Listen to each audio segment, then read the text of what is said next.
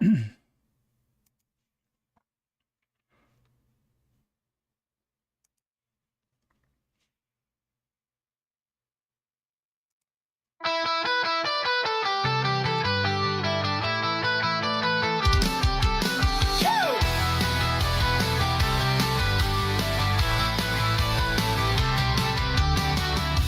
soldiers on the table march in line. Painted shields and swords, they shine so fine. Dice roll like thunder, sealing fate. In this battle of ours, let's not be late. Wargaming in miniature, no war too small. Battles on the tabletop, we'll conquer all. Heroes made of plastic, armies clash and roar. Wargaming in miniature, let's fight some more. Oh. Kings and castles rise where soda cans stood. Mountains made of books, it's a cardboard wood. Strategy of giants on a scale so flee. We topple empires with a cup of tea. Wargaming in miniature, no war too small. Battles on the tabletop, we'll conquer all. Heroes made of plastic, armies clash and roar. Wargaming in miniature, let's fight some more.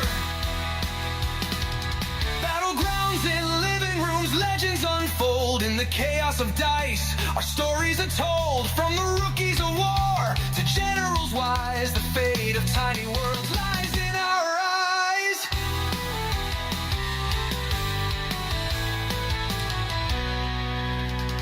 Snacks to the side and the glue close by. We men, broken warriors, give them one more try. Cavalry rides beneath the lamp's warm light. On this tiny frontier, we rewrite the fight.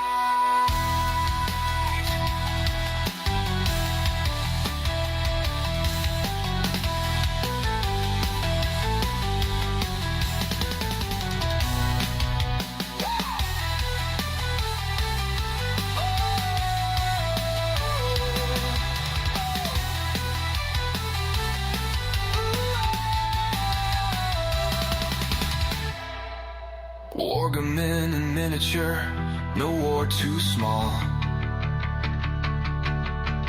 Battles on the tabletop, we'll conquer all. Heroes made of plastic, armies clash and roar. Wargaming in miniature, let's fight some more. Oh, let's fight some more. Let's fight some more.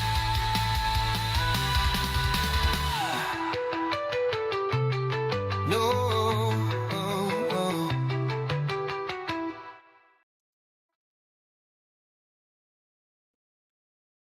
All right. Hello again, everybody.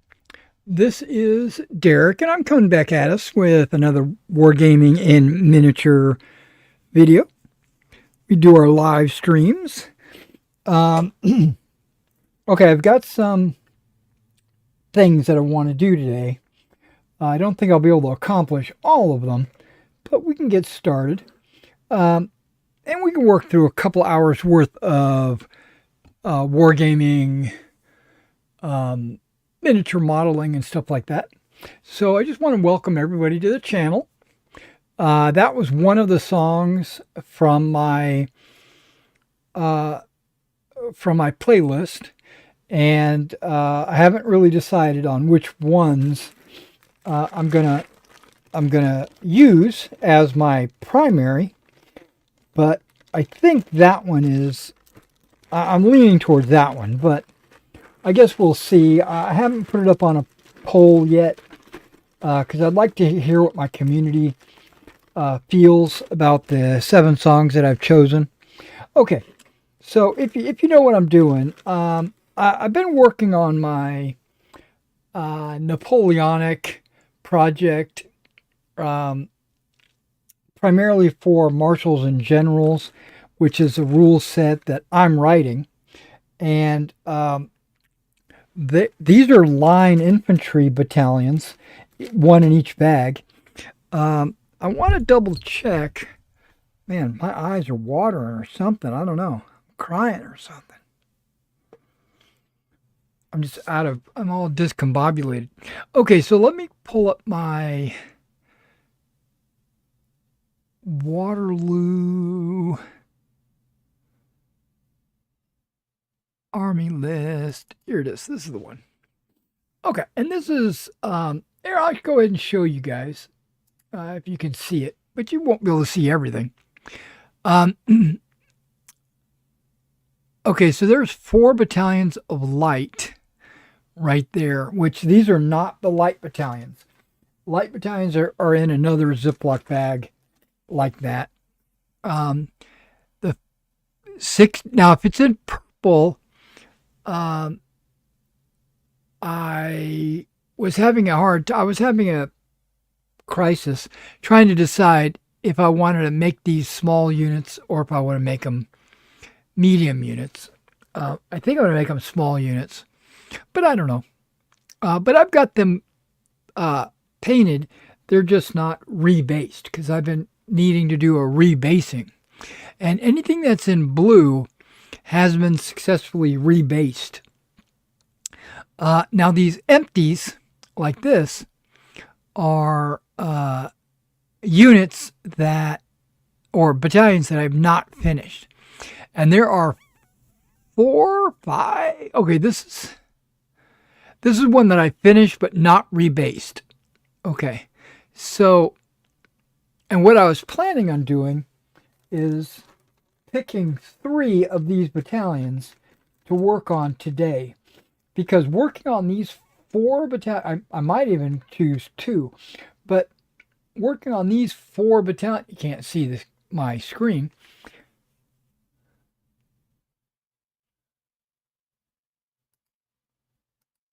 Yeah, working on these 4 battalions took a long time, an incredible amount of time that I don't want to I want them to go a lot faster than that. So, and I don't want to do the lights. And I really do want to work on these battalions right through here. I've also got the Dragoons and the Cuirassiers in bags. I was thinking I might do those. And then I've got 1 battalion each. No, I've got the 1st Polish and the 2nd Dutch. I've got these battalions ready to go, ready to be put together and painted. I don't have the chasseurs. The chasseurs are actually missing. I don't own them. So I could do these. I could do the Cuirassier. I could do the Dragoons, but I'm going to hold off on those. I've decided I'm just going to do some of this infantry.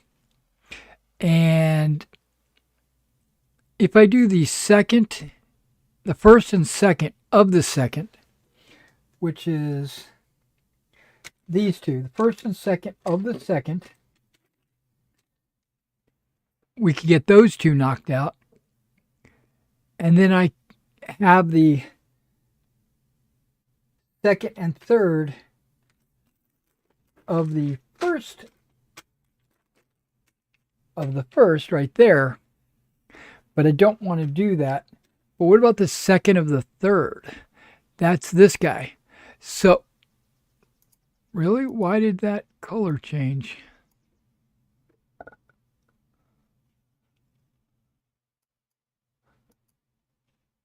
Okay, that was a mistake. I don't know what's going on there. So you're barely catching the end of the side of my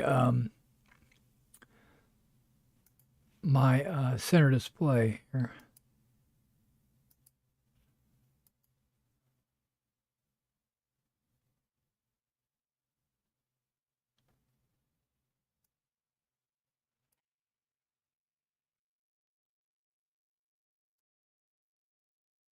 Yeah, you can see it's like right to there. It's no big deal.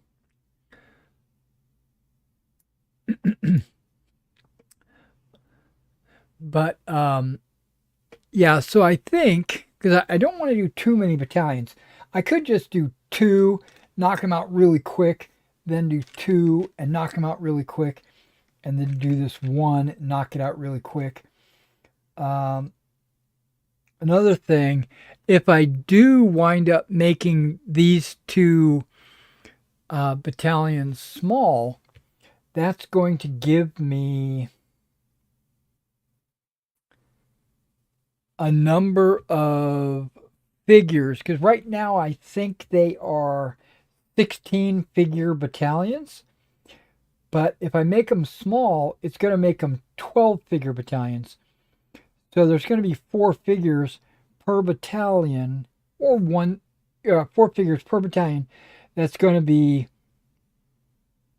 extra, and I could include those with one of these other battalions just to speed up the painting process, right?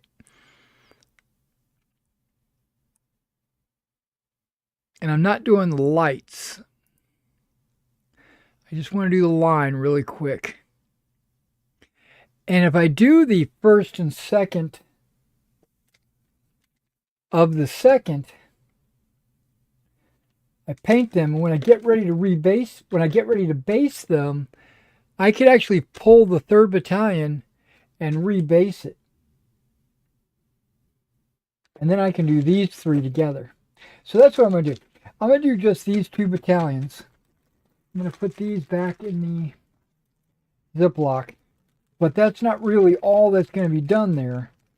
I'm going to paint those, and then once everything's done and I'm to the port where I'm going to be basing, that's when I'll break out the 3rd battalion that I've already got painted, and I'll cut them off their bases, so then I'll be able to base all 3 battalions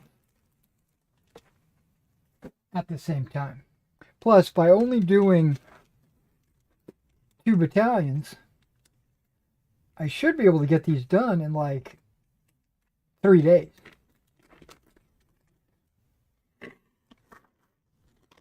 Because it takes me about a day per battalion. That's not really true. Maybe 2 days per battalion. It takes me about 2 days per battalion from start to finish.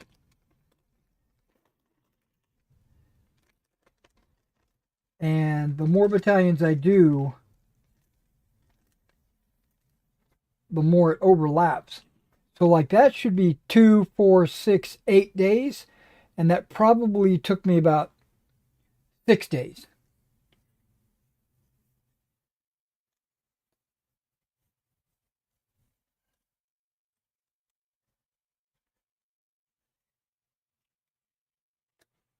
Yeah, these cards. Okay. I'm going to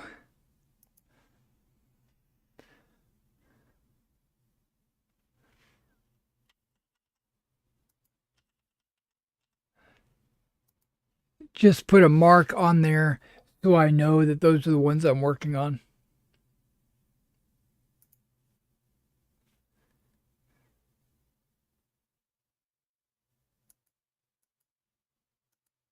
There we go.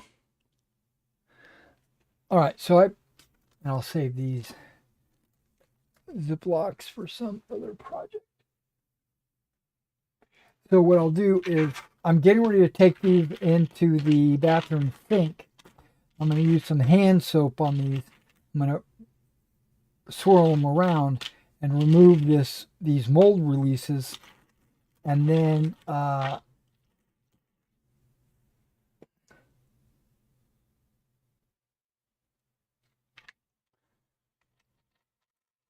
I will be back to work on them.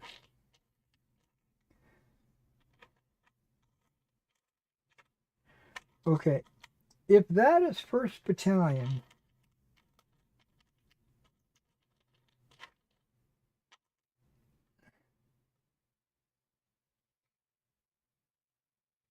wait, what's this? Okay. I was afraid there wasn't going to be another standard bearer, but there is.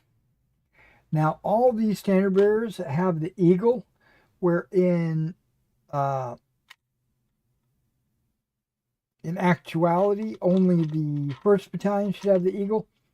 But I think the eagle looks pretty cool, and I will use the proper 2nd and 3rd Battalion flags. So that won't be a problem, but they will be flying the eagle. Now, I could go in with X-Acto or a clipper and clip the heads of the eagles off and then make them more of a spear point, which is what they should be. But I don't know if I'm going to do that.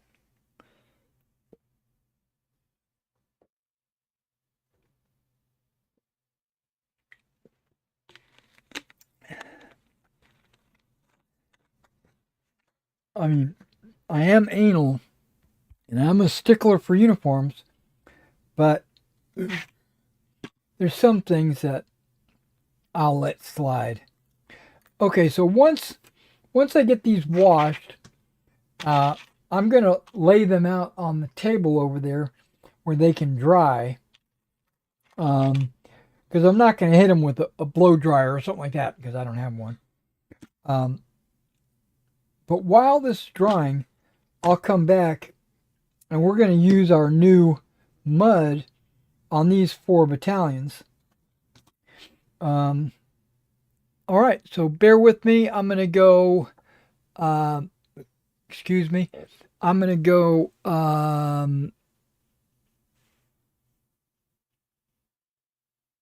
Wash these with soap and water. I'm going to adjust the music so you get to see or listen to. I wonder if I can add multiple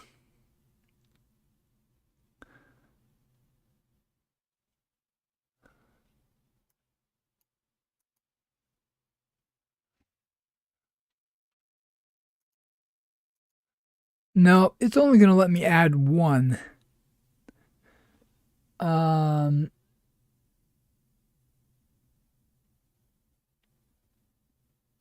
But there's something I'm going to do real quick. I'm going to make a folder. I'm going to call it playlist.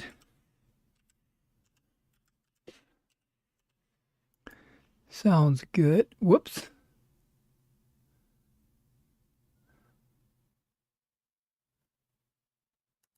Okay, let's cancel the property thing. Okay, hang on.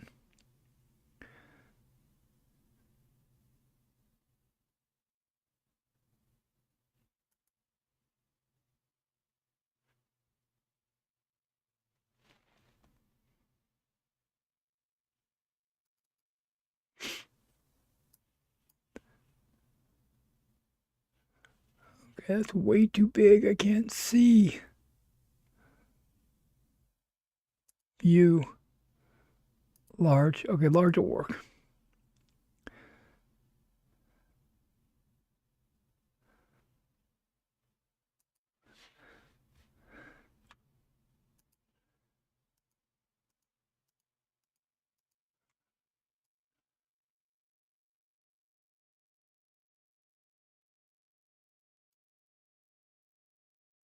Let's copy it into there. Copy. Okay, let's see if I can play a playlist.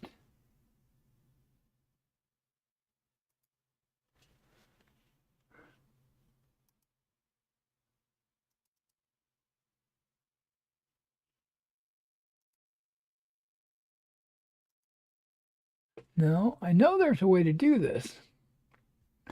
Local file, restart, blah, blah, blah, yada, yada.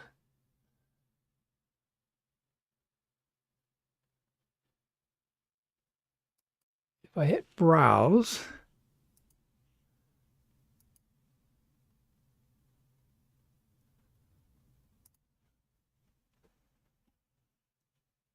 how about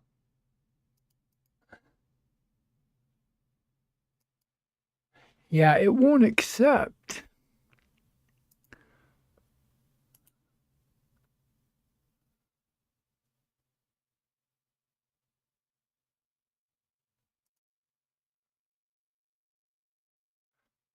Not like a video, because a video.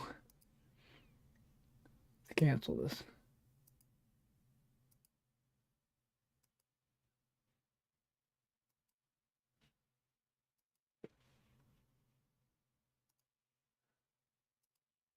Let me try something. Yeah, media source.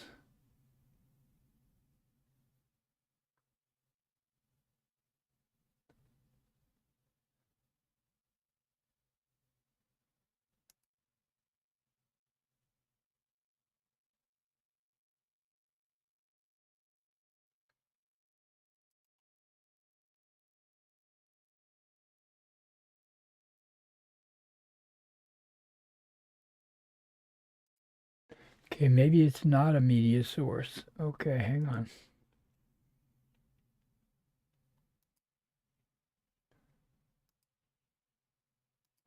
We're learning as we go. Okay, now on a slideshow, I know I can do that. I can just pick a folder and it'll do everything in that folder. How about if I try audio?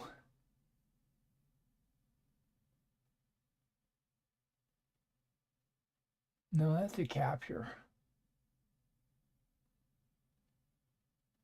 Image slideshow is not the same as audio.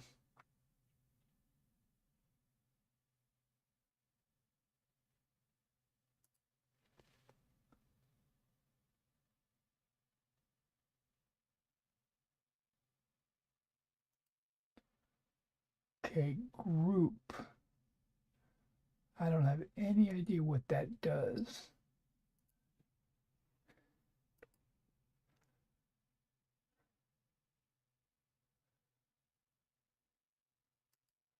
So we'll delete it. Okay. Okay. So what I'll do is I'll just start the music off and I'll turn on the audio for the music player. Let's see if this works.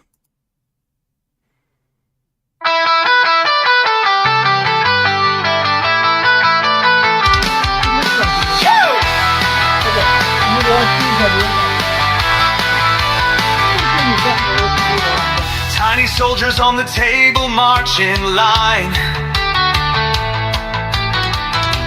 Painted shields and swords, they shine so fine. Dice roll like thunder sealing fate. In this battle of ours, let's not be late. Wargaming in miniature, no war too small. Battles on the tabletop, we'll conquer all. Heroes made of plastic, armies clash and roar. Wargaming in miniature, let's fight some more. Oh. Kings and castles rise where Soda-Can stood. Mountains made of books, it's a cardboard wood. Strategy of giants on a scale so flee. We topple empires with a cup of tea. Wargaming in miniature, no war too small. Battles on the tabletop, we'll conquer all. Heroes made of plastic, armies clash and roar. Wargaming in miniature, let's fight some more. Battlegrounds in living rooms chaos of dice. Our stories are told from the rookies of war to generals wise. The fate of tiny worlds lies in our eyes.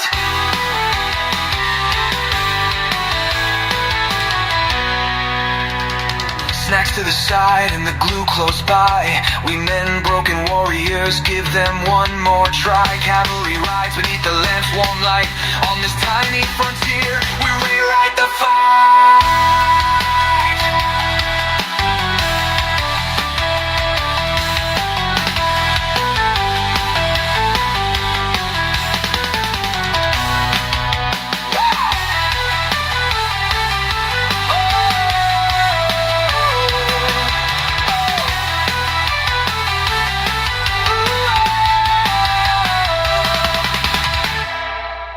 Wargaming in miniature, no war too small. Battles on the tabletop, we'll conquer all. Heroes made of plastic, armies clash and roar. Wargaming in miniature, let's fight some more. Let's fight some more. Let's fight some more.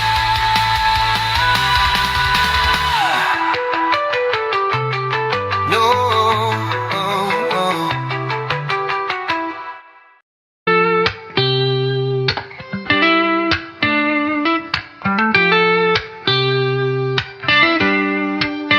Tiny soldiers on a grand paper plane, rolling dice to echo cannon's refrain. Kingdoms rise within this tabletop dust. In strategy and chaos we place our trust. The generals leaned with a calculating stare. Hands of fate guide moves with a flare. Tiny hills climb where valleys fall steep. Battles fought while the house stays asleep. Wargaming dreams on a six-sided star. In this microcosm we travel so far. Heroes die small but their legends grow large. In this tiny world we're always in charge.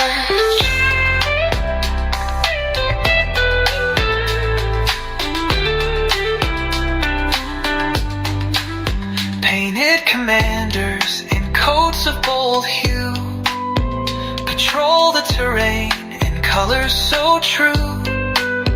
Armies clash with a flick of the wrist. Victory's a mark on a checklist kissed. Dice are the drums of this parade of might. The board is the map glowing soft through the night. Imagination ignites where the pieces collide. A universe unfolds we cannot hide. 100 battles fought in one single room. Victories blazing, entropy and gloom. Armies may fade, but spirits don't rest. In the heat of this game, we earners of trust. That's a big banana.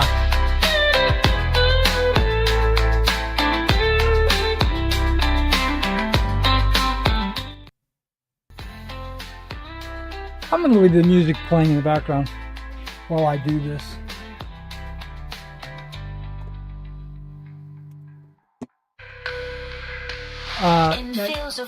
You'll notice that these guys are not completely dry yet. There's still some white, but it's good enough to dry to the touch, where I can lift them up and move them around and jazz and stuff and things. I'm using the Fighting 15 flags.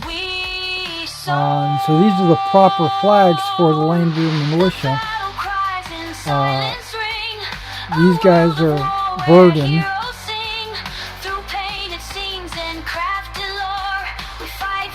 And this is probably Lindbergh, I'm guessing. The clash Yep, of armies, Lindbergh. the thrill it brings in tiny realms where courage spring. Each piece a soldier, each game a war. We march to victory on this floor. In every role, a destiny swings. A miniature world where passion clings. Through strategy and dare and lore, we live the battles forevermore.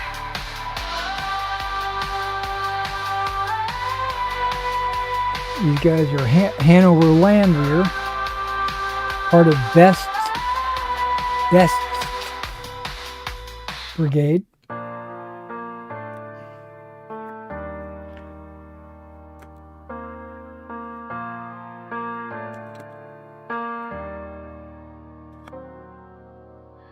In the quiet of the battlefield's design, Probably want to do them last. armies march in line, strategies These guys really aren't ready for this. Derek leads with a plan refined. I've got a plan refined? Okay, nice. Skies, echoes of history in their cries. A game of minds where tactics rise. Victory awaits where courage lies. Alright, so now I'm going to take a brush to scoop all this out and put it on there. P&O notes trace the paths of war. Electric whispers open the door. Derek commands with wisdom's lore. Through the chaos, he seeks to Yeah, these brushes here are like super cheap. I don't mean cheap as inexpensive. I mean cheap as in they don't hold up.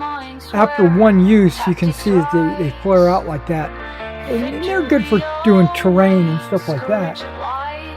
But if I want to do any kind of figure,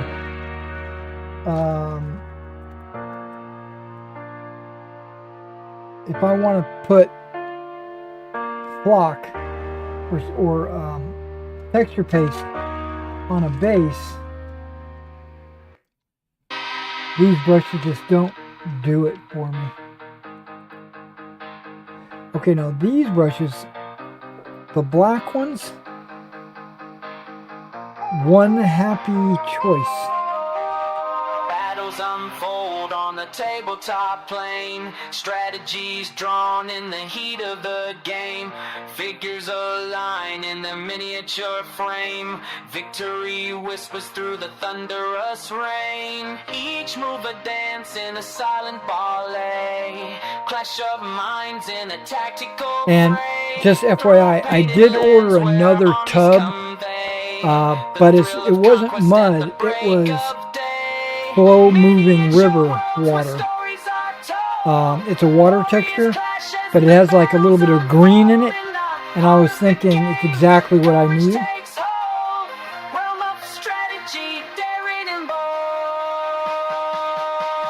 Okay, so here we go. We're gonna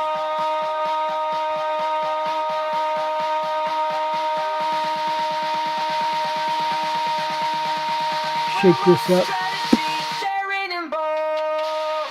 And I'm going to put a glove on my left hand because that's where all the messiness will happen.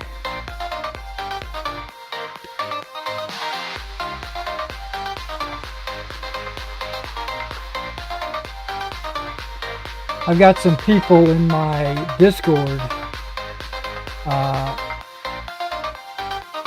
talking about our Pendragon game tonight. It's not really a game, it's just making characters. But they have Battles unfold on the table, less expense. Miniature warriors in a red flags. Let me just say red flags are going up. of intricate design, a world of conflict in a scaled down line. Terrain crafted with precision and care. Armies maneuver under I can't see with these glasses. Dice roll to decide the fate of the day. Strategies clash in a tactical display. I see my Windows has an update, but I'm not going to touch it.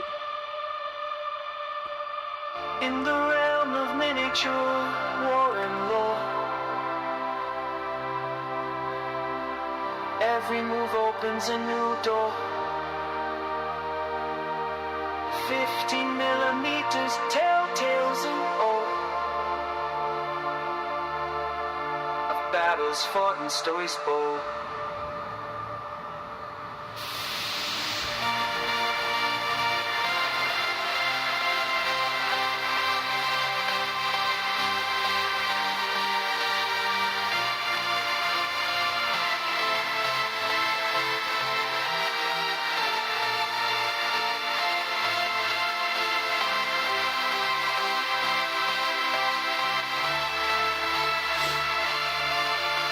Okay, this takes a little bit of concentration.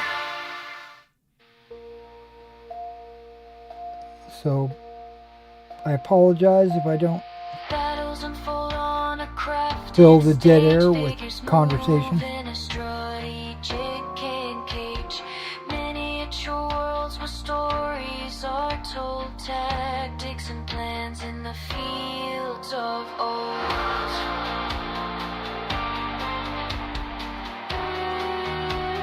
Now, I did that test, it might have been yesterday or the day before, I don't even remember anymore.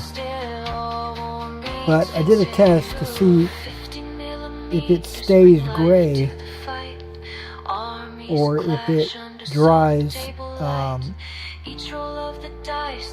dark. Like the dark mud goes on gray, but then it darkens by a lot.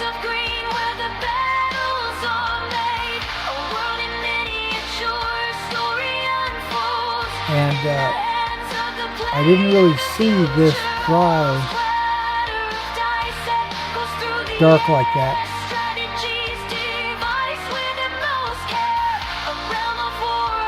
It did darken up a little bit,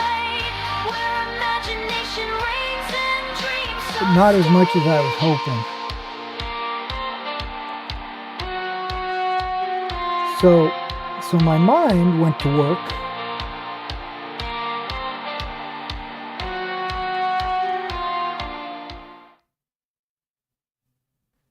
and I thought about mixing in a little paint. Was that all 7? Was that 7 of them? Okay.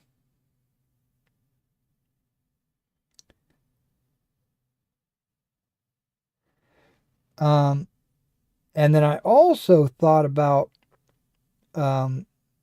because I know that adding paint into your texture paste will thin it out and make it less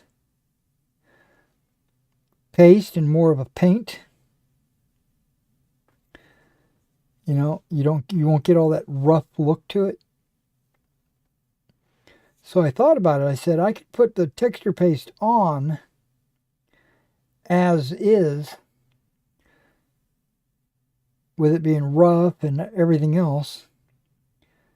And then I can go in later, once it dries, and paint it any color that I want.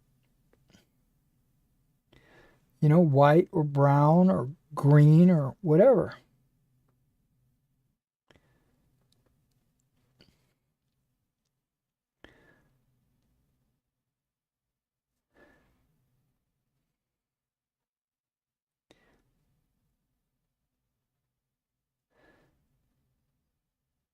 But that'll just add additional time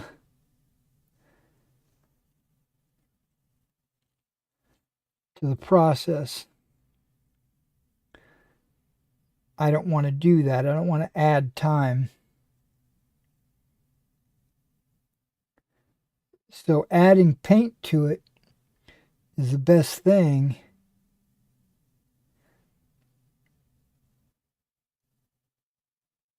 But what's even better is just finding the right color. to start with.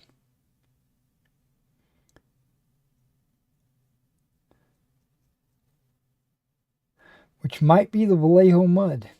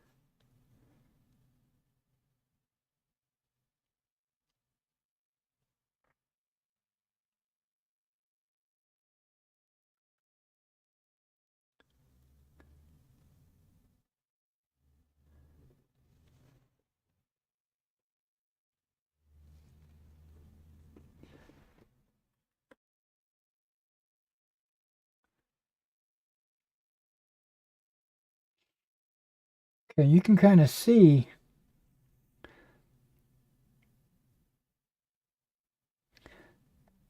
how time consuming this can be.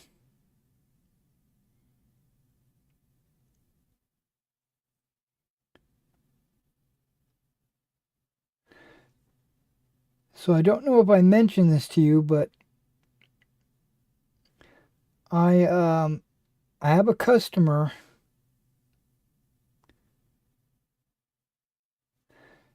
that's about to send me the Epic Civil War starter box.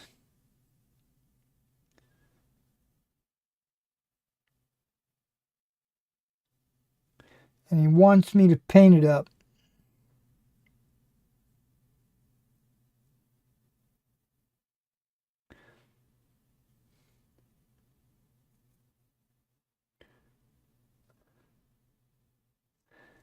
And I gave him a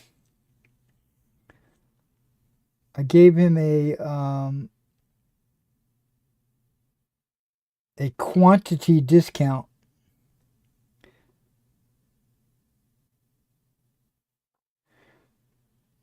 because it comes with over 750 models.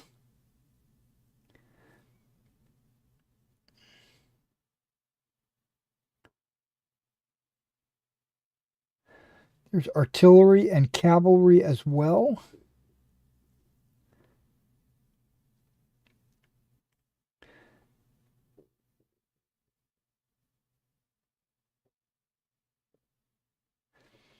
And normally at the small scales, I charge $5.50 a model.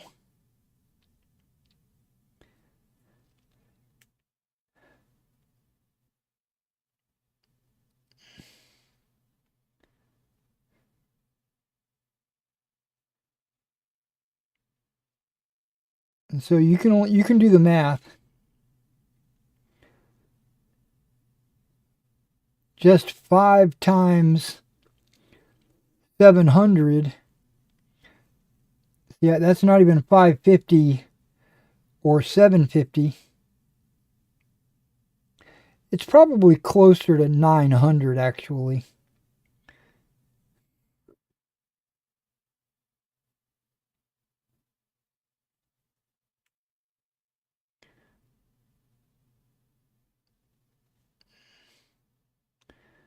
The packaging just says over 750 models. Well, it doesn't say models. It says figures.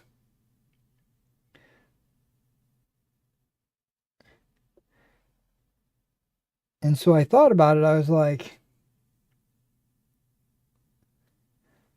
this is going to be like a $4,000 commission.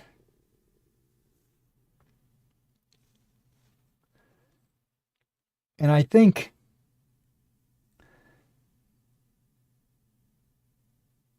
that is going to be I personally believe that's an unreasonable amount of money for the Gettysburg, or I guess it's called Guts and Glory starter set. Even if it does have 7 regiments,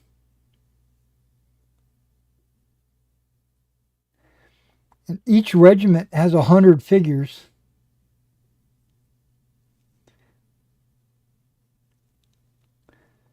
that's a lot of little Joes that I'm gonna have to paint.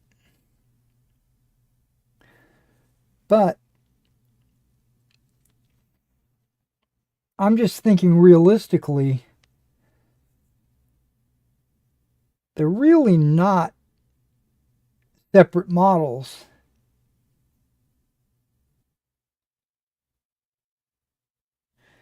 They look like they are,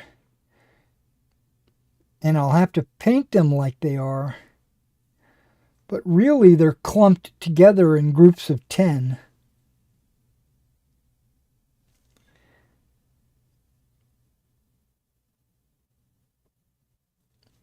They sell these figures in strips.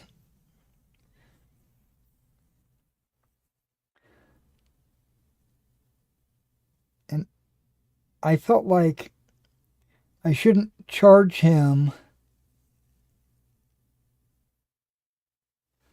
for 10 figures per strip.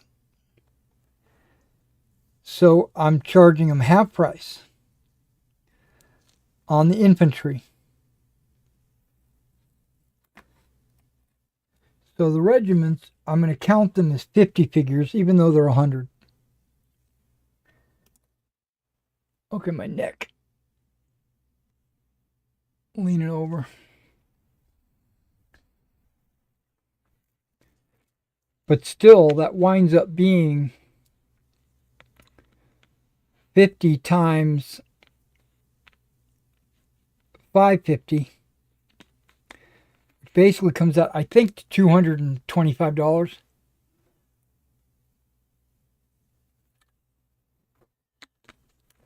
Per regiment. And there's 7 infantry regiments.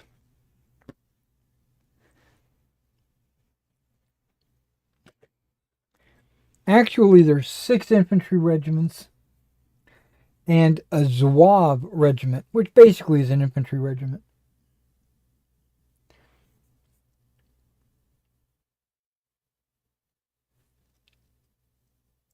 So it's going to be like 3 Union, 3 Confederate, and a Zouave. But then there's going to be cavalry and dismounted cavalry.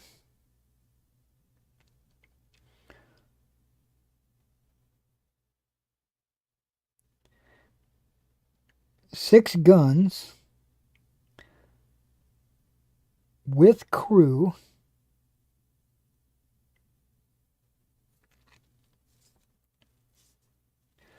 So think of all the other guns as one of the regiments.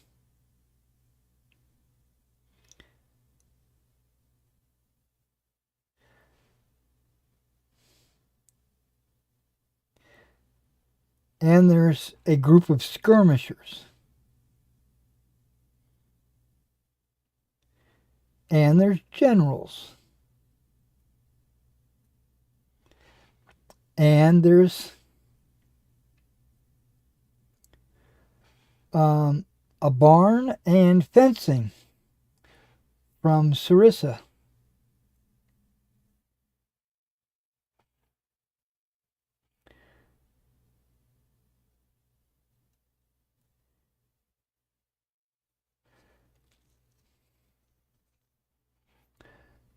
So that's going to be a lot of work. And he's already said that he doesn't want it all at once.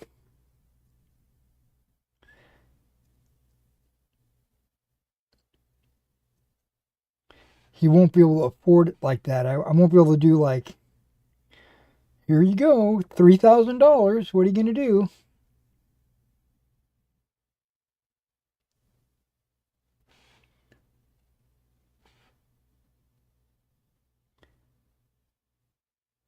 So what I'll probably do is 1 or 2 regiments at a time.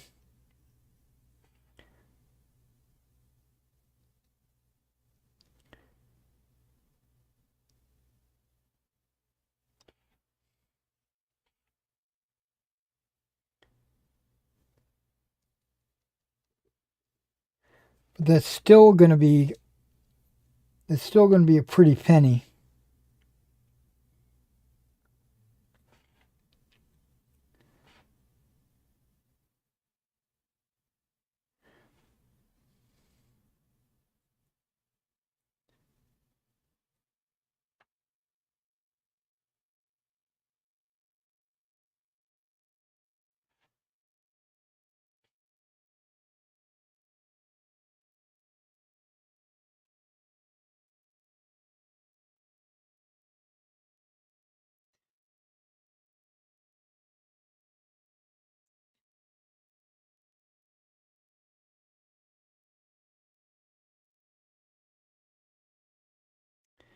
And I think he said he had family in Nashville.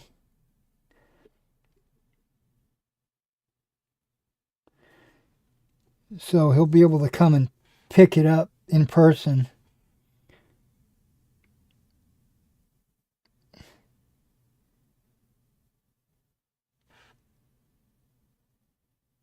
But they all won't be done at the same time. So one of the shipments he'll be able to pick up in person.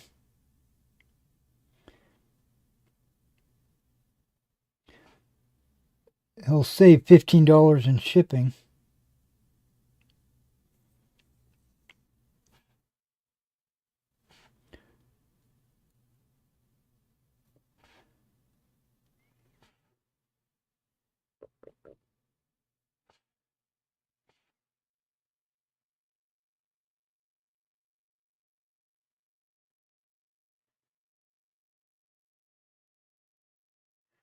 Because I charge $15 in shipping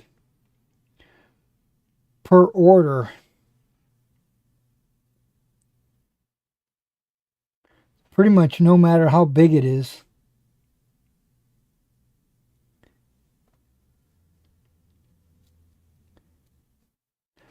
So if and I let people know if they want to split it up, to make it easier on their pocketbook or whatever. Each shipment that I ship out will have that $15 shipping attachment. So it's cheaper to do it all at once. But some people can't do that, and I definitely understand that. Because I'm kind of the same way.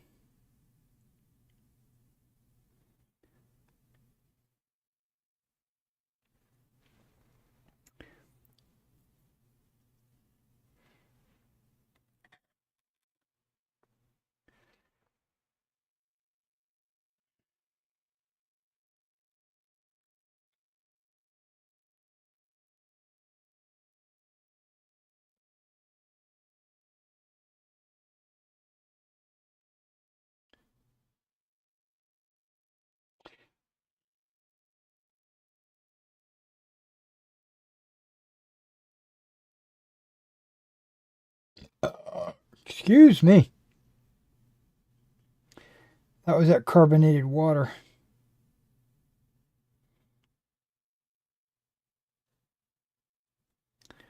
Sparkling ice.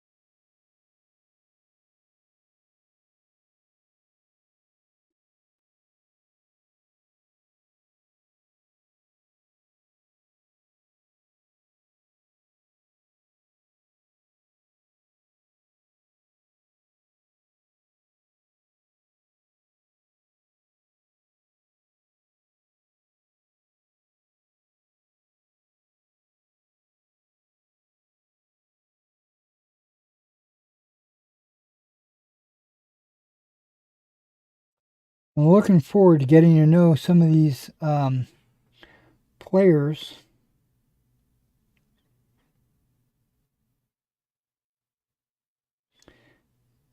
In my Pendragon game.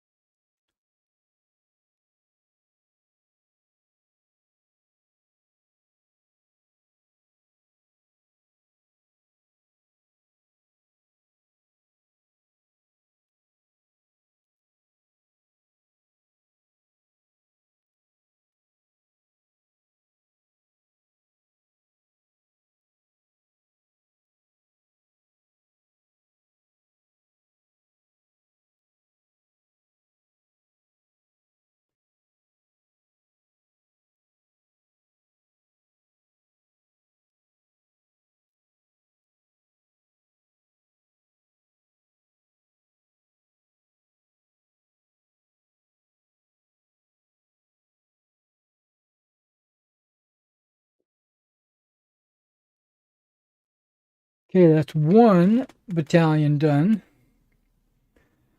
Wow, that took a hot minute.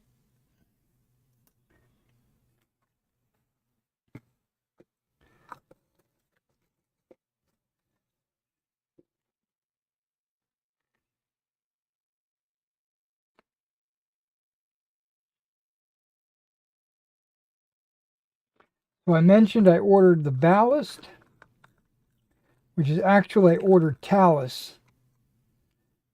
Ordered some talus to make walls. So it's kind of like some rocks, basically. I ordered some short fiber static grass.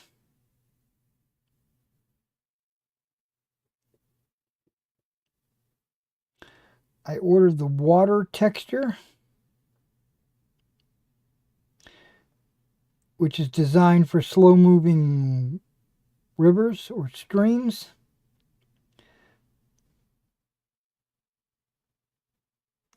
They had some water that was called like rural or countryside or something like that. And it was kind of a brown color.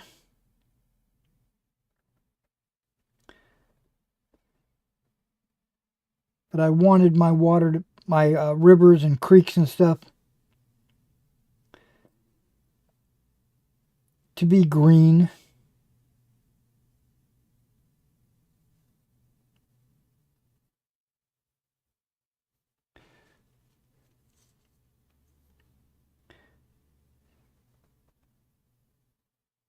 About a year ago, I did some research on rivers and creeks and stuff like that. I looked at some photos from national parks in that area, either Quatre Bras or Freeman's Farm or wherever I was doing research for. And when I saw this unusually green rivers, I was like, I did the research and I said, why are these rivers and creeks green in the photos? And the answer is because they are green. And that's because of like moss.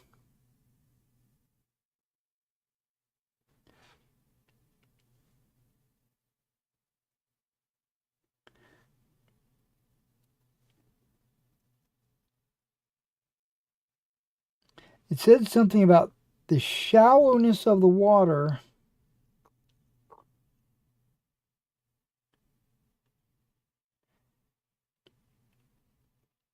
and the speed at which it runs will kind of inform what color it will be. Like, what kind of countryside are we talking about? Like, is it a farm or is it wild, or what kind of crops are in the area? There was a lot of scientific data of why it was that color.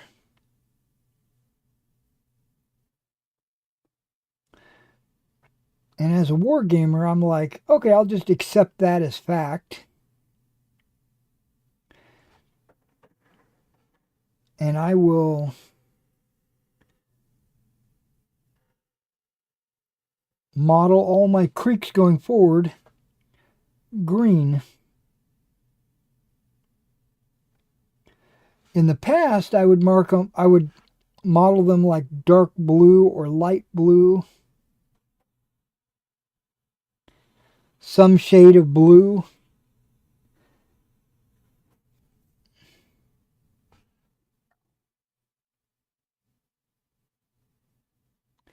But that's also inaccurate.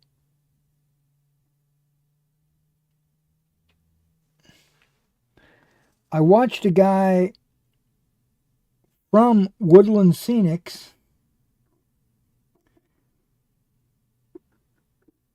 explain the process of doing this one river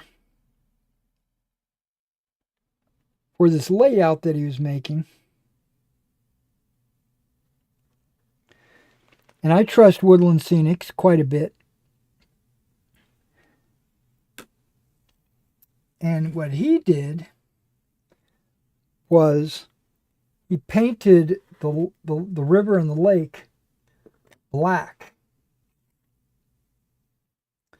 I mean, jet black. And then on top of the black,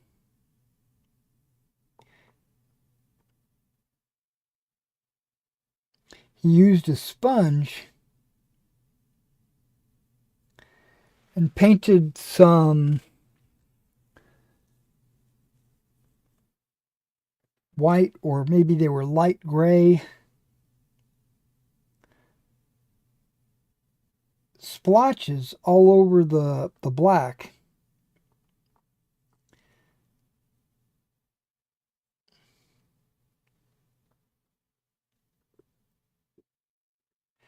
And the reason why he did that was because once he puts the water texture down, you'll be able to see through the water texture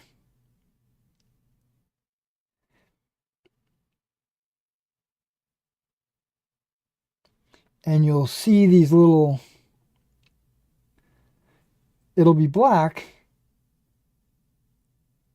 but it'll have all these little white, not little, they were big, these big white clumps. And he said that represented or simulated clouds, because the water would reflect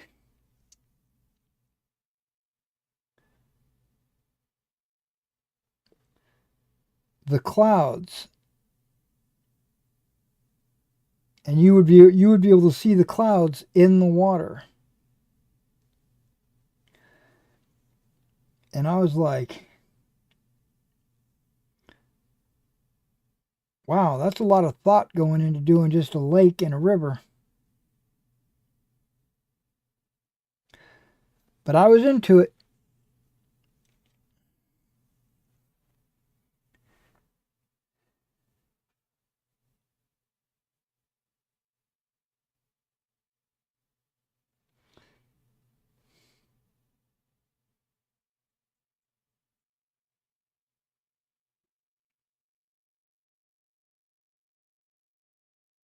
And they talked about river flow and currents and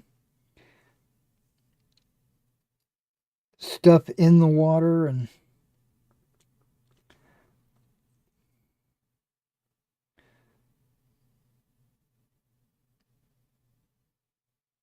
yeah, but his water was basically black with the white clouds.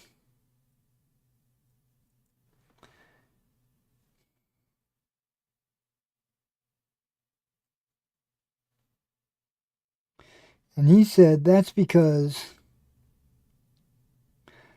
of the depth of the water that he was going for was deep enough and fast enough that it wouldn't be green or brown.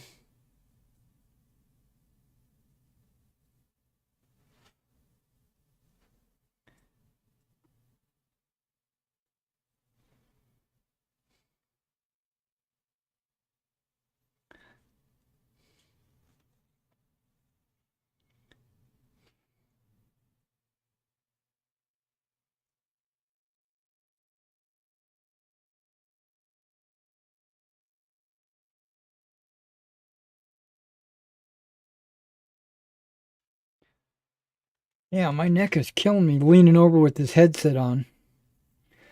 You know what? I'm going to take this headset off because I'm not listening to anything. I'm going to plug it in, let it recharge. I'm not listening to my music or anything. I've got that turned off. That might help my neck a little bit, not carrying that headset.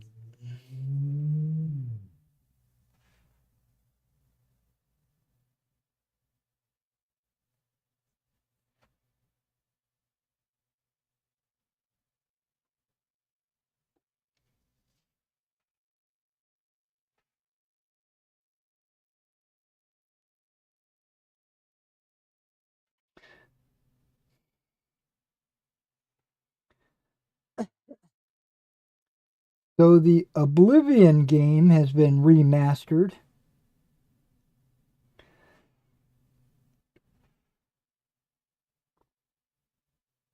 I'm excited.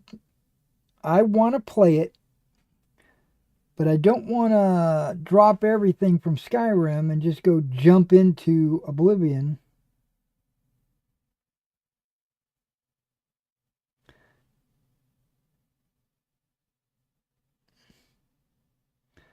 Because right now it's the cost of a new game. It's like $60. And it's not a new game. As we all know, like I have Oblivion somewhere on CD. And I could install it. It would just be the old game.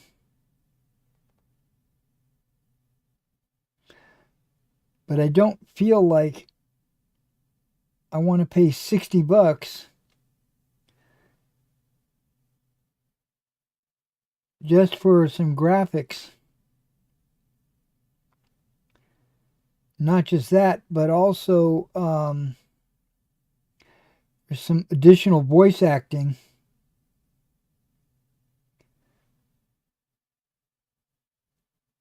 I do want to play it. I do want it.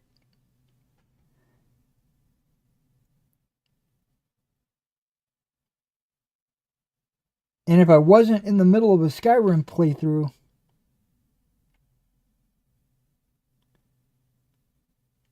I think I would jump on it.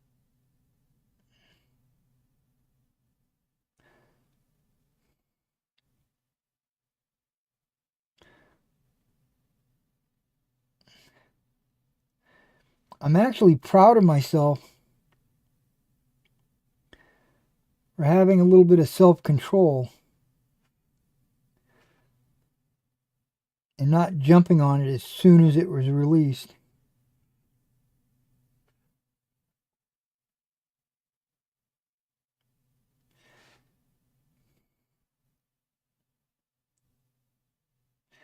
And then I watched a podcast this morning, actually, that was talking about it and how woke it is. And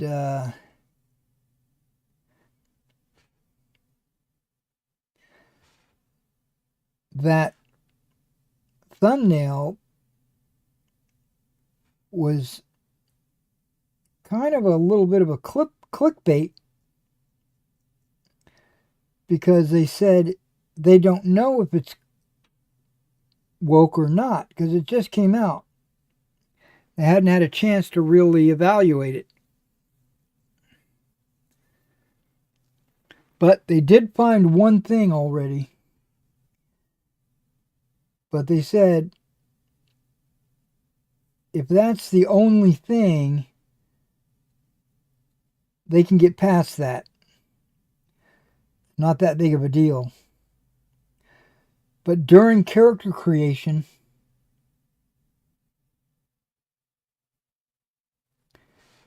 when you're choosing your character, you pick a race like Argonian or Khajiit or whatever, but you don't pick a sex. You do, but they've reworded it. They call it body type 1 and body type 2.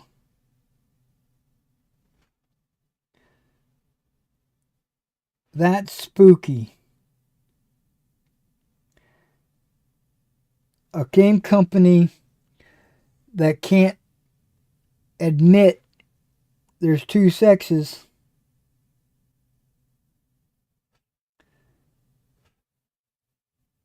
is telling me that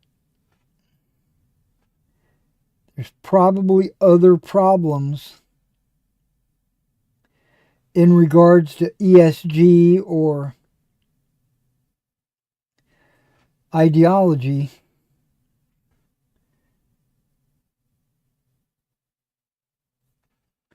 And I don't want to have anything to do with that.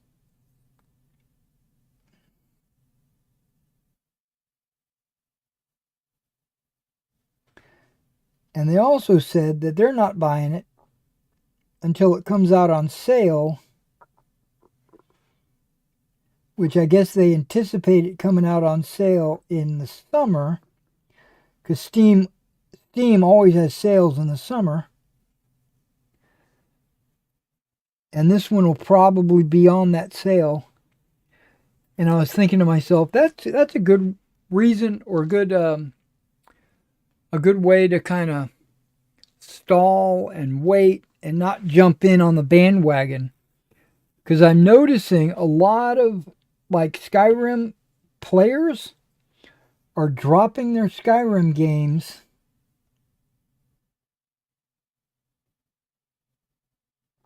and starting Oblivion.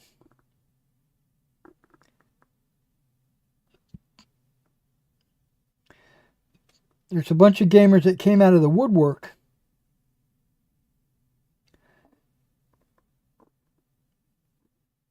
that I've never seen before,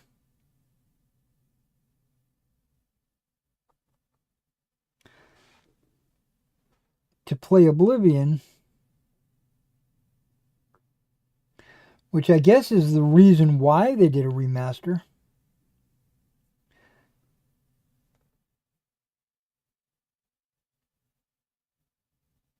To get all these players that played in the past to come back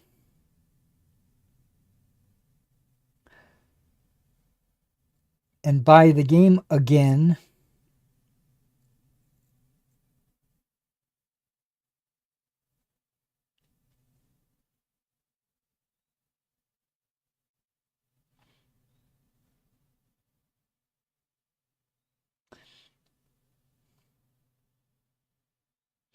Now, I know they're working on Elder Scrolls 6.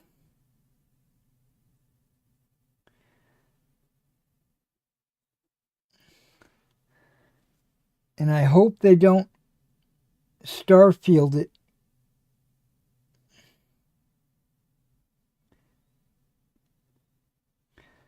Make it cringe and not a good story.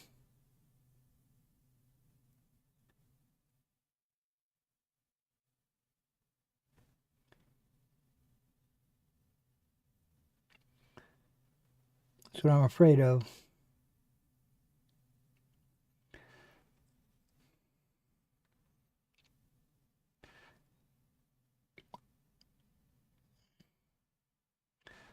I hope Todd Howard has a better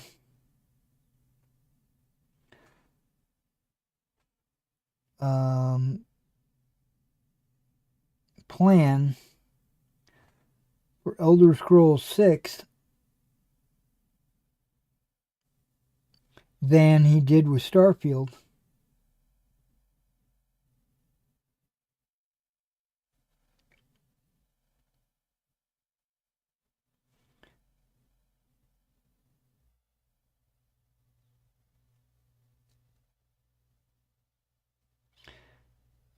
Now, don't get me wrong, Starfield is,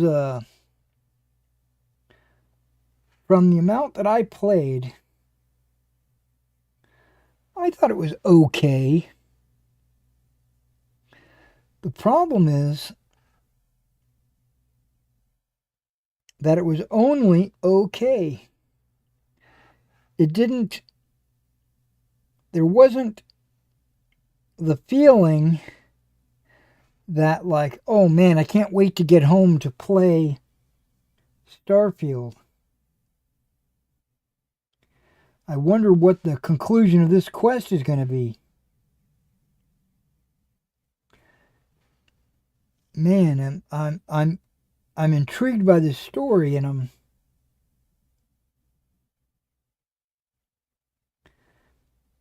I want to know what's next. I get that feeling in Skyrim.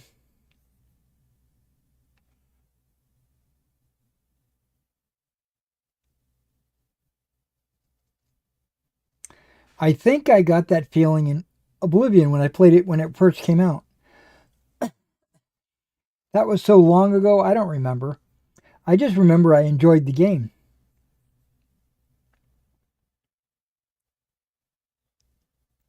But I never finished it. I only got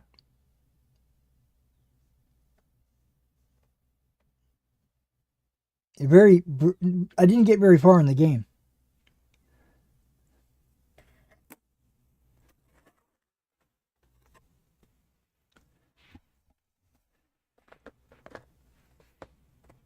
So if I play Oblivion, I'll play from start to finish. Or at least that's the plan, right?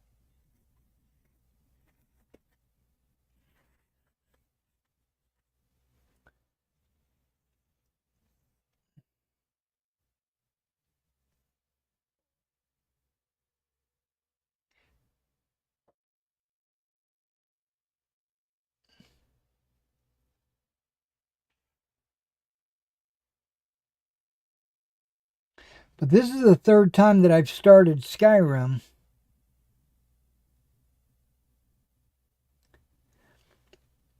And I've never finished it.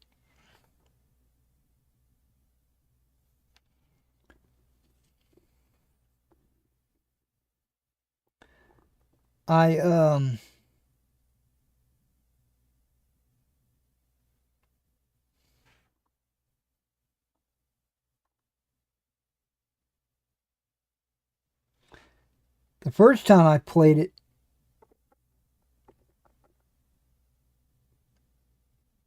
I had way too many things going on in my life.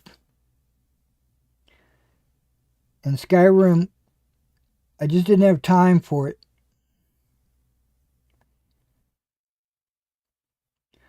Unfortunately. Because it's a good game. And then when I did get time, or I should say more time, I jumped back into Skyrim, started it all over. This time I decided to mod the game because I saw so many other people modding the game, specifically MXR. I don't know if you know who that is. And he got me, by watching his mod videos, it got me excited to get back into the game with mods. But of course, I didn't know what I was doing.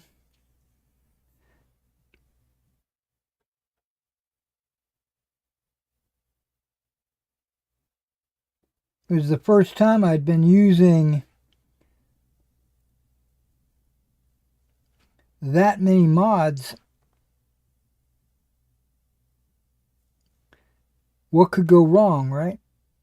Well, I started to have graphics problems. I couldn't do any of my quests in Winterhold because the doors were not where they were supposed to be, and the geometry of the world had big holes in it. So you'd fall through the planet.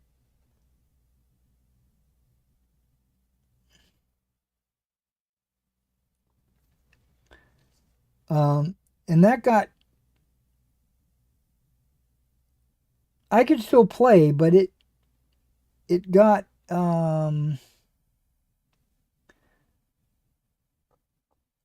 it got out of control. Basically, it got so obnoxious that I just put the game down and said, "Oh my God, what am I doing?" I broke the game.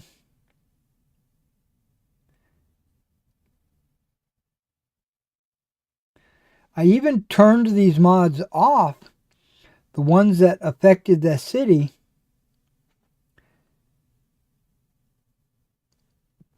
But the damage had been done.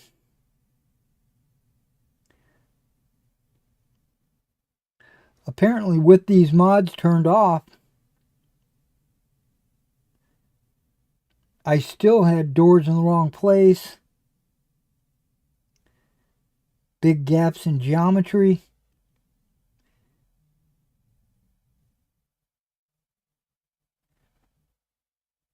I couldn't finish certain quests because you had to talk to certain people that were behind those doors that wouldn't open, or they would open to a brick wall.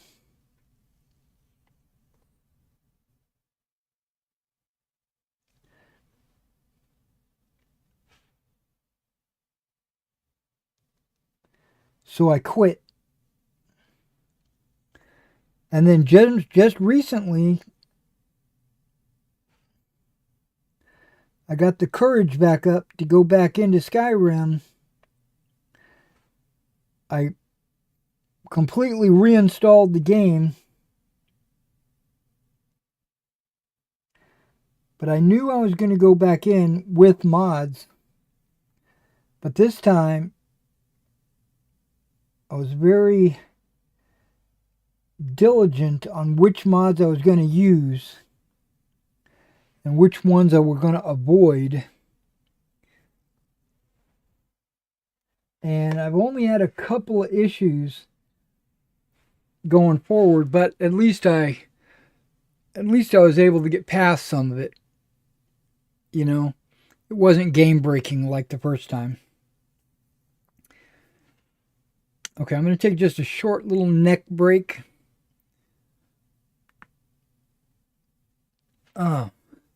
Just to let my neck kind of relax a little bit.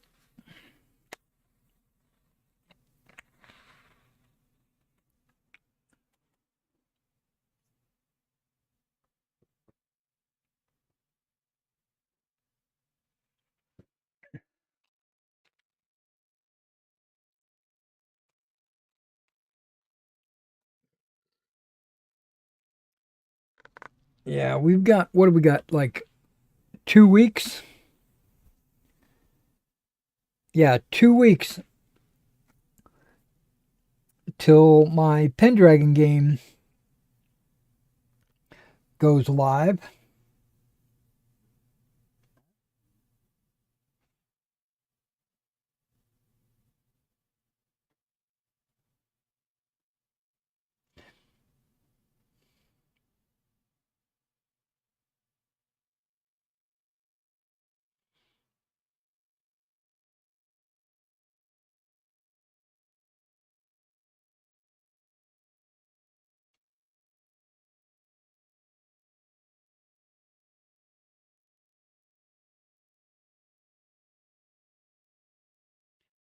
So we should be spending tonight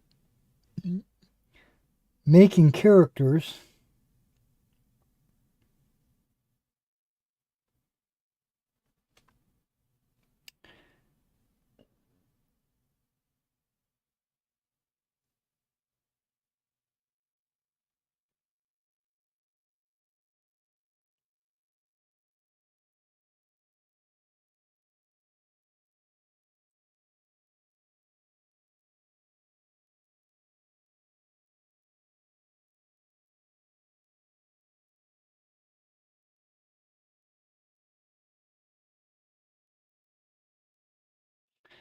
I need to set some ground rules tonight with the players.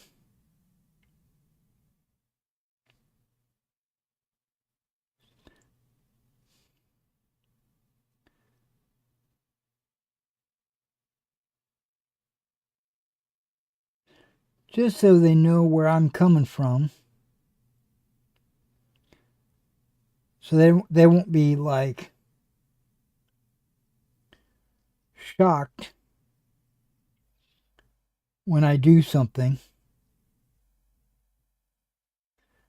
because I will have already explained to them that that's the way I'm going to do it. That kind of stuff. But also conduct, primarily conduct.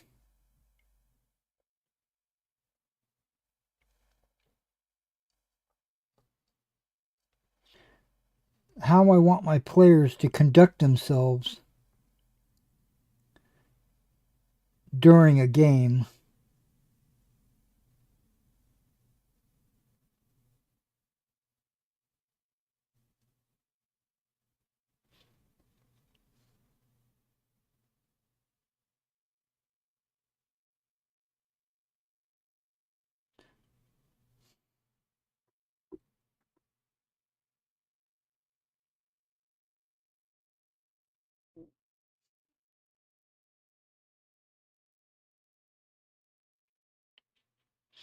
Now, I pre-ordered the Game Master book a month ago. I immediately got the PDF, which that's outstanding. And the pre-order hardback, my understanding was I was going to receive it by the 23rd.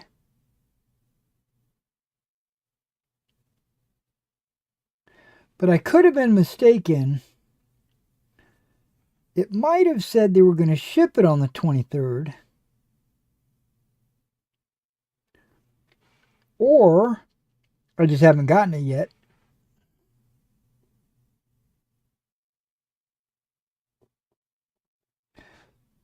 But I'll check the mail today, because you never know, it might be in there. But I've already got the PDF, so there's no rush.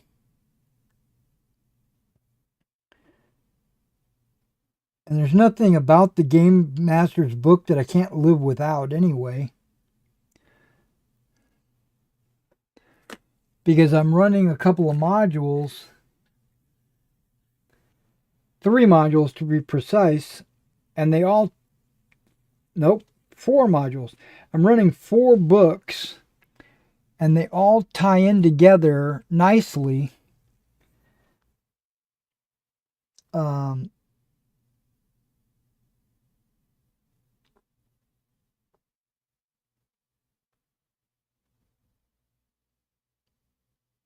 with a little bit of change, I guess.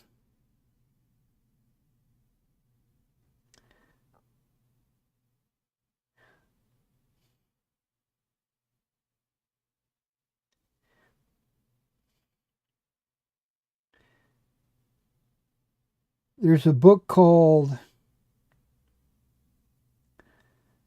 The Great Pendragon Campaign.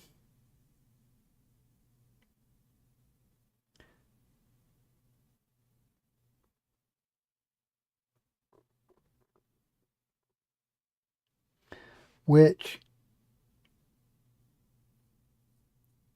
it's not really a campaign book.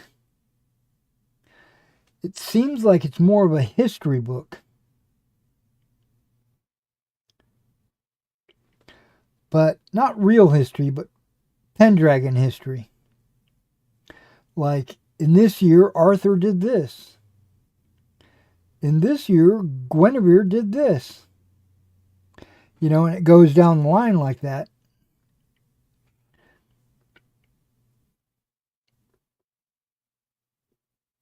And that is kind of a great book for like running your own adventures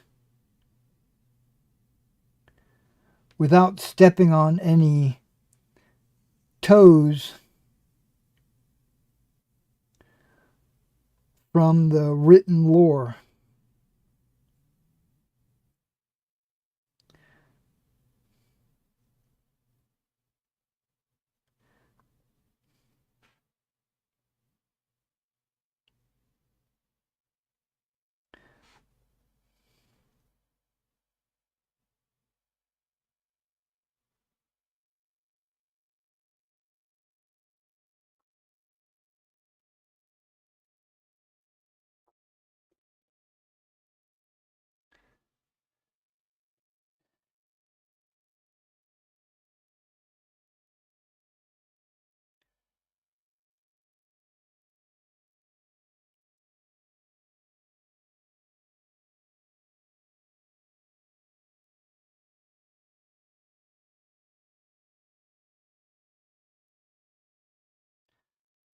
Another book is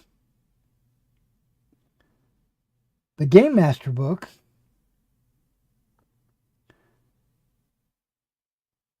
That has 2 adventures in it, specifically taking place in one year and then the next year. And then in the following year, the starter set has an adventure that takes place immediately after the Game Master book.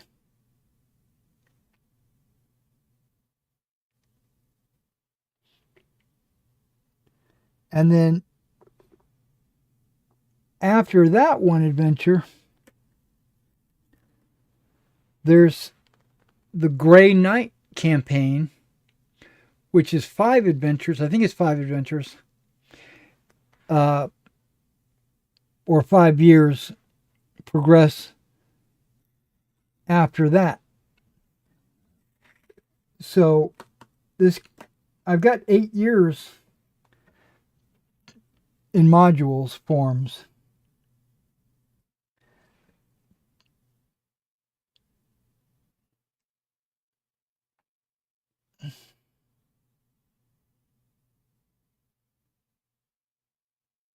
But I also have the Great Pendragon campaign,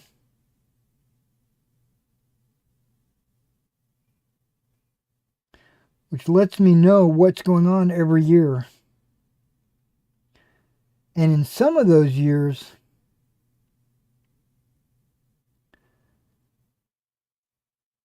there are adventure ideas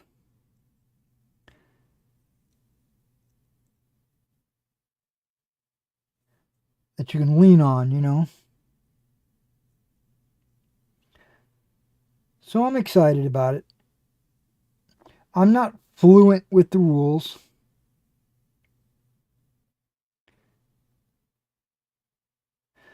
But there's one thing I just hate and I despise, and that's when a player tries to tell me what the rule is.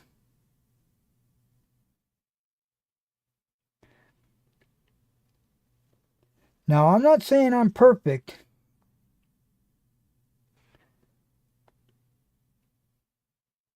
What I'm just saying is, even if I get it wrong, I don't want the player to say, that's wrong. It's supposed to be done this way.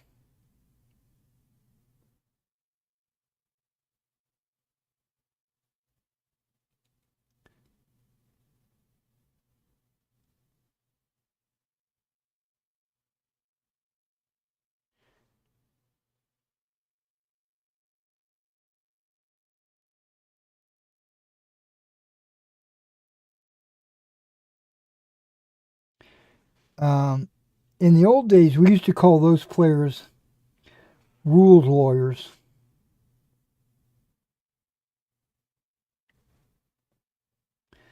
And they would have the rule book open at the table, and they're not really paying attention to what their character is doing. All they care about is the game mechanics.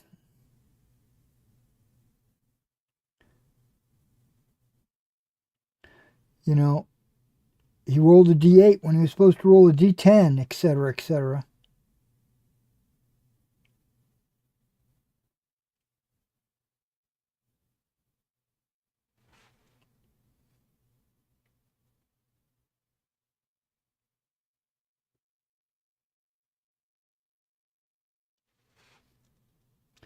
That's one reason why I like playing with players that don't know the rules, because then they don't have that crutch. They can use their imagination to dictate what they do and not game mechanics.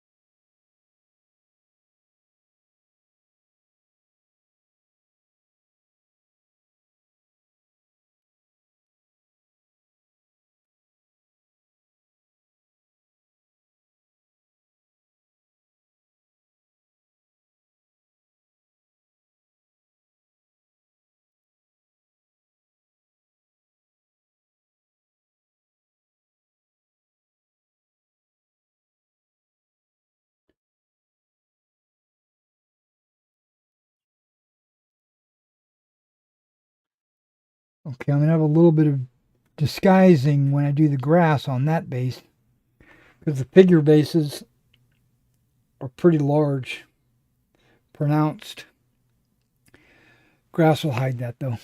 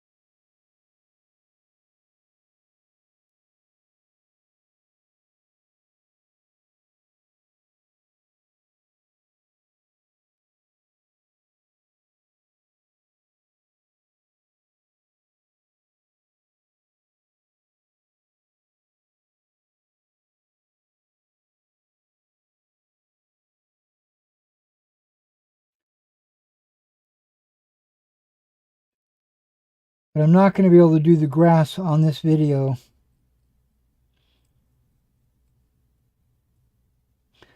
because I got to wait for the texture paste to dry before I add the gravel and the grass.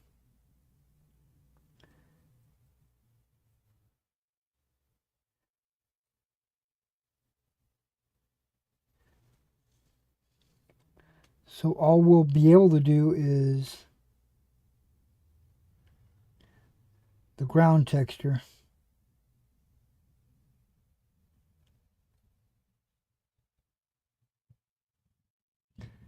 And that'll actually give me some time, because what I'll do is I'll probably have some lunch.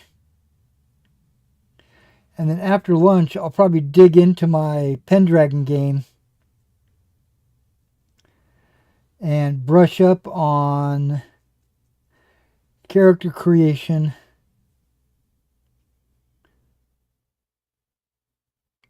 for tonight. Because this would only be the second time other players have made characters. I made a character for myself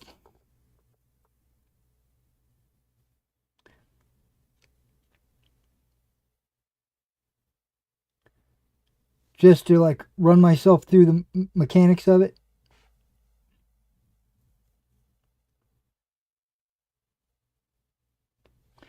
And then I ran Shogun and Mason through it. And now tonight there's going to be 3 more players making characters. We're going to have a total of 5 players. But I'm also tacking on the top of that Legends of Lore or Heroes of Legend, or I can't remember what it's called. I think it's Heroes of Legend, which is a character background generator.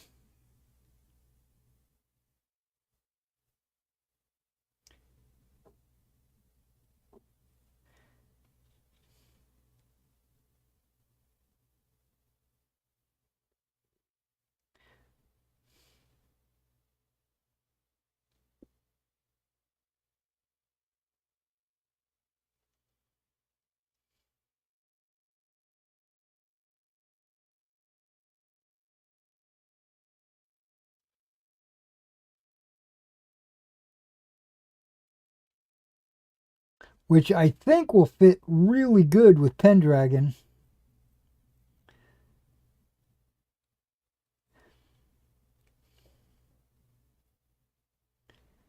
Because there's very little in Pendragon that is not randomly generated.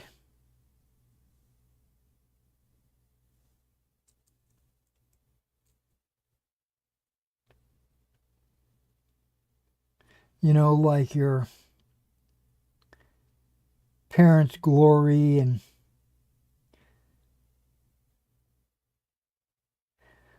well, I guess you'd pick your own name.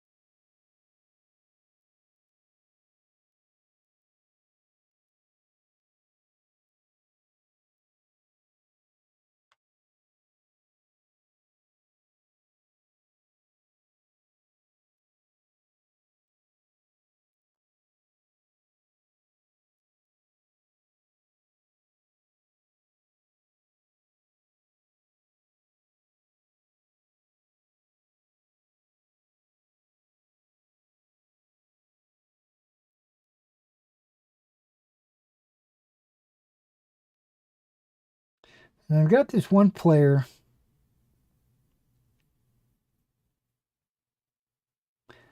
that's played with me in my Traveler game.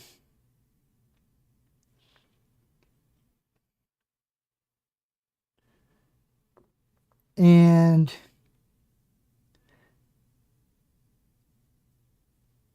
he knows I'm Central Time.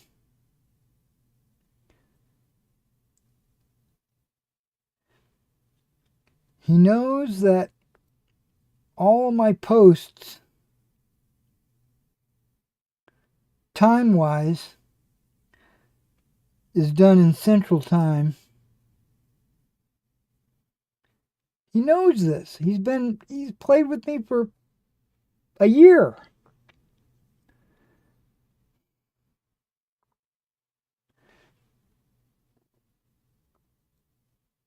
And just yesterday, he puts a comment in the post. Is that 7 Central or 7 Eastern, or what time is it? Not everybody has the same time zone.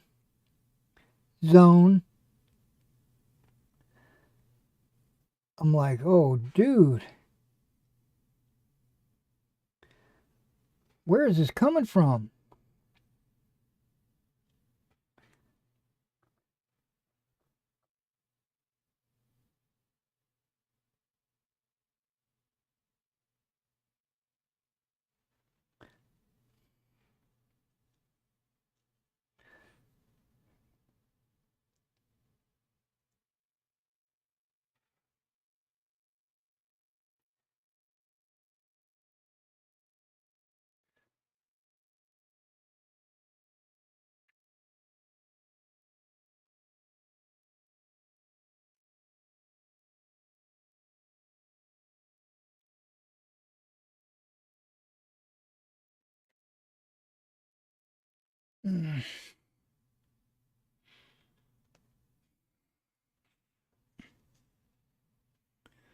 Yeah, and it's already 11:30, so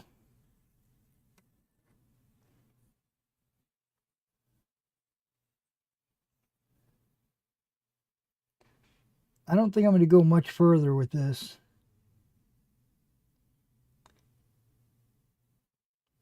And those 2 French battalions that I washed, they're probably dry enough.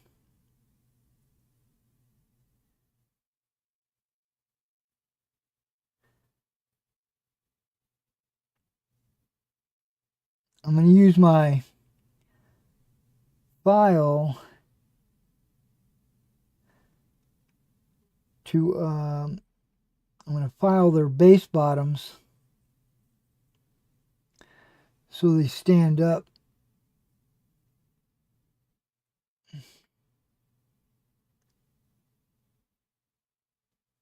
So that when I wind up gluing them to the base, they'll just stand there and not tip over.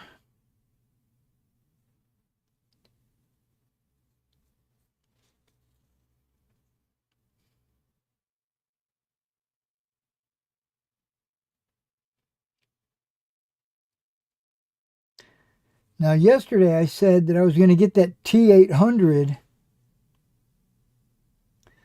that I thought was like a pin vise, an electric pin vise drill set, right? And I said, hopefully it has, hopefully it turns really slow. Well, the slowest it can go is 1 revolution per minute. That's pretty slow.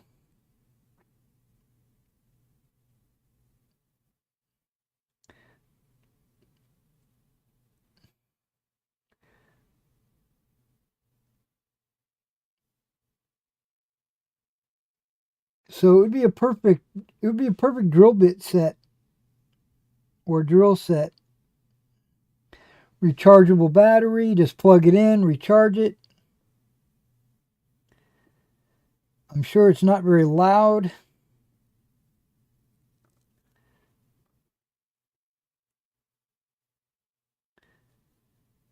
and I went to the MiG website to see if it was for sale.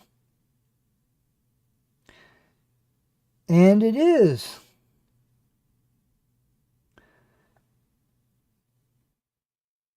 But it's overpriced. I'm not going to pay $120 for that electric drill.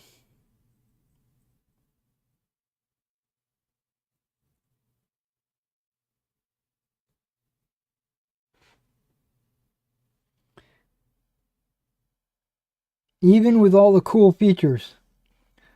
Lightweight, ergonomic, variable speed,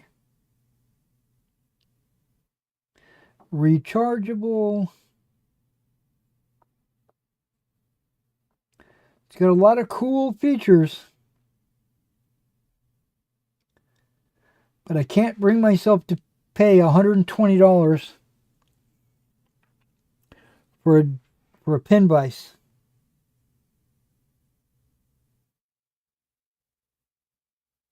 That I only use once a year.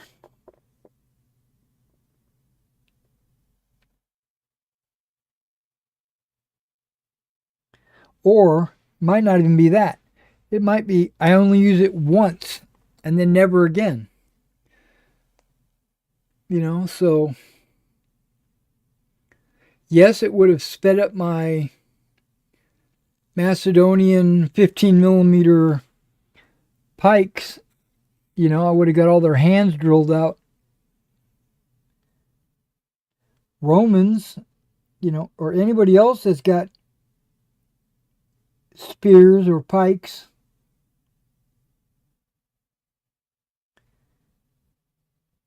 Because I was thinking the Triarii or maybe hoplites or whatever. It doesn't really matter. Or, okay, and Napoleonic figures, the standard bearer. Sometimes their hands need to be drilled out. Almost never, but sometimes.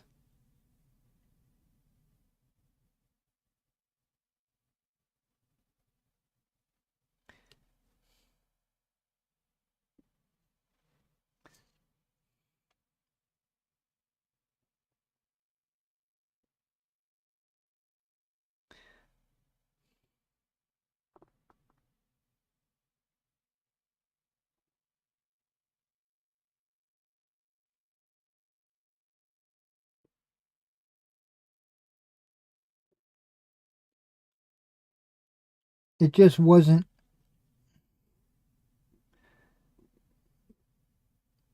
I could see maybe using it. I would definitely use it, but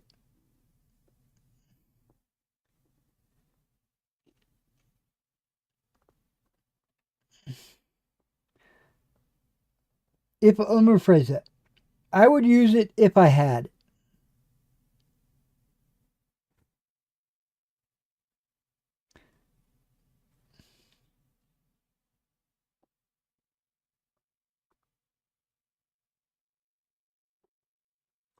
Oh, this is the last one? Okay. But if I don't have it, it's okay too because I got a hand powered pin vise. Works just fine.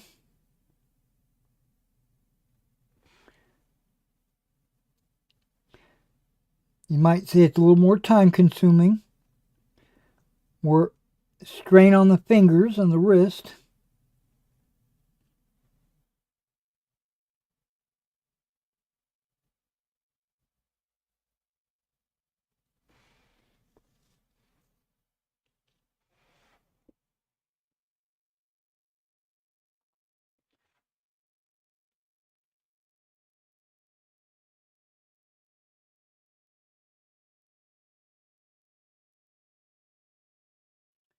I guess I would live with that to save 120 bucks.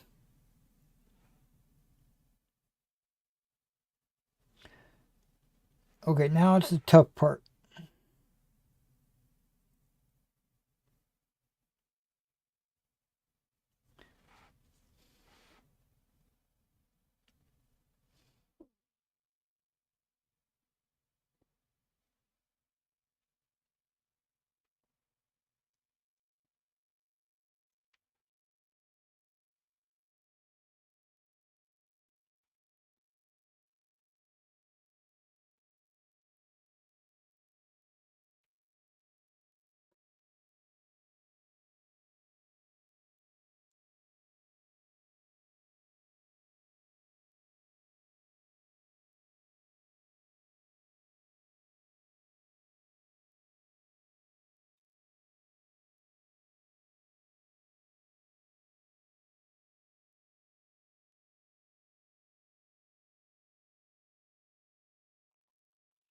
All right. I got the 4 battalions textured. The grass would go on a lot faster than that.